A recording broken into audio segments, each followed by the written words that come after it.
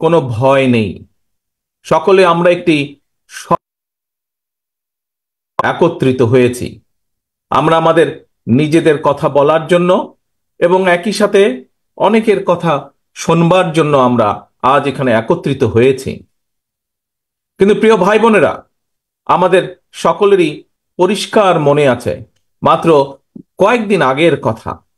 এই দেশের মানুষ এই দেশের মানুষ দল মত নির্বিশেষে, সে একজন রাজনৈতিক কর্মীই হোক অথবা একজন অরাজনৈতিক ব্যক্তি হোক না কেন, সমাজের কোন স্তর মানুষ তার কষ্টের কথা, অভাব অভিযোগের কথা স্বাধীনভাবে বলতে সক্ষম ছিলেন না। আমরা দেখেছি কিভাবে বিগত 15 বছর ধরে, 16 বছর ধরে, এই যে কয়েকদিন আগে যে পতিত স্বৈরাচার, তাদের অত্যাচারে নির্যাতনে অতিষ্ঠ ছিল বাংলাদেশের মানুষ। কিভাবে বাংলাদেশের মানুষের অধিকারগুলোকে ছিনিয়ে নেওয়া হয়েছিল, কিভাবে দাবিয়ে রাখা হয়েছিল তাদের ন্যায্য অধিকারগুলোকে। প্রিয় ভাই বোনেরা, এই জেলাতে, ঝিনাইদহ জেলাতে বাংলাদেশ জাতীয়তাবাদী দলের বহু মানুষ আছেন যাদেরকে আমরা হারিয়েছি। আমাদের বহু সহকর্মীকে হারিয়েছি। দুলাল মিয়া সহ, পলাশ সহ বহু মানুষ, বহু আমাদের সহকর্মী আছেন যাদেরকে আমরা এই আন্দোলনের বিভিন্ন পর্যায়ে হারিয়েছি। কিন্তু সমগ্র বাংলাদেশের মানুষ ঐক্যবদ্ধভাবে গত 5ই আগস্ট বাধ্য করেছে এই স্বৈরাচারকে বিদায় হতে। এই স্বৈরাচার জনগণের আন্দোলনের মুখে বিগত 16-17 বছর ধরে যে স্বৈরাচার জনগণের কাঁধে চেপেছিল, সেই স্বৈরাচার পালিয়ে যেতে বাধ্য হয়েছে। এই কৃতিত্ব বাংলাদেশের সকল মানুষের এই কৃতিত্ব। প্রিয় ভাই বোনেরা, আজকে যখন স্বৈরাচার পালিয়ে গিয়েছে, স্বৈরাচার পালিয়ে যাবার পরে স্বাভাবিকভাবেই আমাদের দাবি ছিল যে এই দেশের মানুষের অধিকার প্রতিষ্ঠা, এবং স্বাভাবিকভাবেই স্বৈরাচারের পরবর্তীতে একটি সৃষ্ট শূন্যতা পূরণের জন্য অন্তর্বর্তীকালীন সরকারের কোনো বিকল্প ছিল না।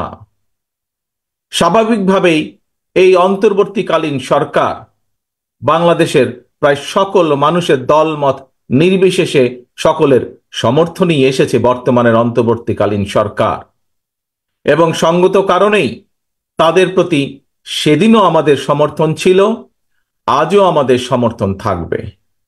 তবে এখানে একটি কিন্তু রয়েছে প্রিয় ভাই বোনেরা। তাদের প্রতি আমাদের আস্থাকে প্রশ্নহীন রাখার চ্যালেঞ্জ কিন্তু তাদেরকেই নিতে হবে। বর্তমানে যে অন্তর্বর্তীকালীন সরকার, তাদের প্রতি অর্পিত যে দায়িত্ব, আর সেটা যথাযথভাবে পালনের জন্য যে রোড ম্যাপ, সেটি নির্দিষ্ট করতে হবে তাদেরকেই। আমরা আমাদেরকে বাস্তবতা বিবেচনায় পরিষ্কারভাবে আমাদেরকে বুঝতে হবে যে সব পরিবর্তন সাধন যেমন তাদের পক্ষে সম্ভব নয়, তেমনি এমন দায়িত্ব তাদের কাঁধে নেওয়া সঙ্গত হবে না যেটা তারা বহন করতে সক্ষম নন। প্রিয় ভাই বোনেরা, তারপরেও আমরা বলতে চাই, তাদের প্রতি আমাদের যে সমর্থন সেদিন ছিল, সেই সমর্থন তাদের প্রতি আমাদের আজও আছে। তারা জনগণের মূল যে দায়িত্ব পালনের জন্য আজ দায়িত্বভার গ্রহণ করেছেন, সেই দায়িত্ব যাতে তারা সঠিকভাবে পালন করতে সক্ষম হন, সেই রকম সমর্থন তাদের প্রতি আমাদের অবশ্যই অব্যাহত থাকবে।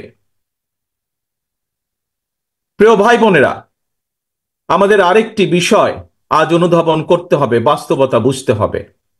স্বৈরাচারের ফেলে যাওয়া যে দলবাজ উচ্ছিষ্ট প্রশাসনের চলমান ষড়যন্ত্রের কাছে কিন্তু এখনো আমরা দেখতে পাই যে বর্তমান এই অন্তর্বর্তীকালীন সরকার মাঝে মাঝেই অসহায় বা বিপর্যয় বোধ করছেন। এর অবসান যদি না হয় তাহলে দেখা যাবে যে এদের বেড়াজালে আবদ্ধ বর্তমান অন্তর্বর্তীকালীন সরকার ছোট ছোট বিপর্যয়কে একসময় মহা বিপদ হিসাবে নিজেদের সামনে দেখতে পাবেন এবং স্বাভাবিকভাবেই তখন প্রতিকারের পথও হয়ে যাবে অত্যন্ত সংকীর্ণ। প্রিয় ভাই বোনেরা, আমাদের সকলকে একটি বিষয় বুঝতে হবে, অনুধাবন করতে হবে। আমি মনে করি সমাজের সকল মানুষ, বিশেষ করে যারা গণতন্ত্রে বিশ্বাস করেন, মানুষের অধিকারে বিশ্বাস করেন, তারা সকলেই বুঝতে সক্ষম বৈদেশিক বিনিয়োগ, আন্তর্জাতিক বিশ্বের আস্থা, আন্তর্জাতিক সম্পর্ক, রাষ্ট্রের স্থিতিশীলতা, ব্যবসা বাণিজ্যে স্বস্তি, জনগণের নিরাপত্তা, দেশ এবং জনগণের যে উন্নয়নের ধারাবাহিকতা, তৃণমূল পর্যায়ে জনগণের নিরাপত্তা, প্রাত্যহিক সুবিধা সবকিছুই কিন্তু দিতে পারে একমাত্র জনগণ দ্বারা নির্বাচিত একটি সরকার। আমাদের যদি এই বিষয়গুলোকে খেয়াল রাখতে হয় তাহলে অবশ্যই নির্বাচিত সরকারের কোনো বিকল্প নেই। প্রিয় ভাই বোনেরা, আগস্টের যে মহাবিপ্লব, জনগণের যে সফলতা, তা আমাদের সামনে আরেকটি স্বাধীনতা এবং বিজয়ের বার্তাকে নিয়ে এসেছে। স্বৈরাচার পতনের এই মহা সমরে, এই যুদ্ধে বা এই আন্দোলনের সফলতা দেশের সর্বস্তরের মানুষ, রাজনৈতিক দল, ছাত্র জনতা, গৃহিণী, শ্রমিক সবার অবদানকে আমরা যদি মর্যাদা দিতে ব্যর্থ হই, কিংবা 17 বছর ধরে অবিরাম আন্দোলনে গুম খুন, হামলা মামলা আর নির্যাতনে পৃষ্ঠ লক্ষ লক্ষ রাজনৈতিক কর্মীর অবদানকে যদি আমরা যথাযথ মূল্যায়নে সমর্থ না হই, তাহলে ইতিহাস কিন্তু আমাদের কাউকেই ক্ষমা করবে না। কাজেই এই বিষয়গুলো অবশ্যই আমাদের বিবেচনায় রাখতে হবে। প্রিয় ভাই বোনেরা, আজ আসুন আমরা সকলে মিলে প্রতিজ্ঞাবদ্ধ হই। আজ আমরা সকলে মিলে শপথ গ্রহণ করি গত 17 বছর এবং বিশেষ করে জুলাই এবং আগস্ট মাসে যে মানুষগুলো আত্মহতি দিয়েছেন, যে মানুষগুলো নিজেদের সবকিছু উজাড় করে এই দেশকে স্বৈরাচার মুক্ত করেছেন, আমাদের সকলের ভবিষ্যতের জন্য জীবন বাজি রেখে যারা যুদ্ধ করেছেন, তারা তাদের এই আত্মত্যাগ সেদিনই সফলতা লাভ করবে, যেদিন এই দেশের মানুষ রাজনৈতিকভাবে তাদের অধিকার ফিরে পাবে এবং রাজনৈতিক অধিকারের পাশাপাশি একইভাবে যেদিন বাংলাদেশের মানুষের অর্থনৈতিক মুক্তি অর্জিত হবে, একমাত্র সেদিনই আমাদের শহীদদের, 71 সালে স্বাধীনতা যুদ্ধের শহীদ এবং একই সাথে গণতন্ত্র পুনরুদ্ধারের আন্দোলনে যারা শহীদ হয়েছেন, যারা বিভিন্নভাবে ক্ষতিগ্রস্ত হয়েছেন, তাদের এই ত্যাগ সফলতা লাভ করবে। প্রিয় ভাই বোনেরা, আজ আমাদেরকে সেই প্রতিজ্ঞায় নিতে হবে, আজ আমাদেরকে সেই শপথই নিতে হবে। বাংলাদেশকে আজ ফিরিয়ে আনতে হবে একটি স্বাভাবিক পথে। বাংলাদেশের মানুষ যা প্রত্যাশা করে, দলমত নির্বিশেষে প্রতিটি মানুষ জীবনের যে নিরাপত্তা প্রত্যাশা করে, প্রতিটি শিশু, প্রতিটি ছাত্র ছাত্রী শিক্ষার যে নিরাপত্তা, শিক্ষার যে গ্যারান্টি চায়, আমাদেরকে প্রতিটি কৃষক তাদের কাজের যে স্বীকৃতি চায়, এই সকল কিছু পর্যায়ক্রমিকভাবে ধীরে ধীরে আমাদেরকে প্রতিষ্ঠিত করতে হবে। প্রিয় ভাই বোনেরা, আজকে আপনাদের সামনে আরো অনেকগুলো কথা বলার ইচ্ছা আমার ছিল।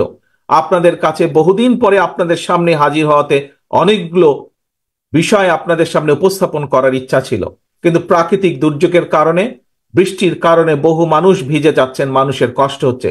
সেই জন্য আজকে আমার বক্তব্য আমি আর বাড়াবো না, শুধু এতটুকুই বলবো, আসুন আমরা আন্দোলন করেছি, আমরা সংগ্রাম করেছি, আমরা স্বৈরাচারের পতন ঘটিয়েছি।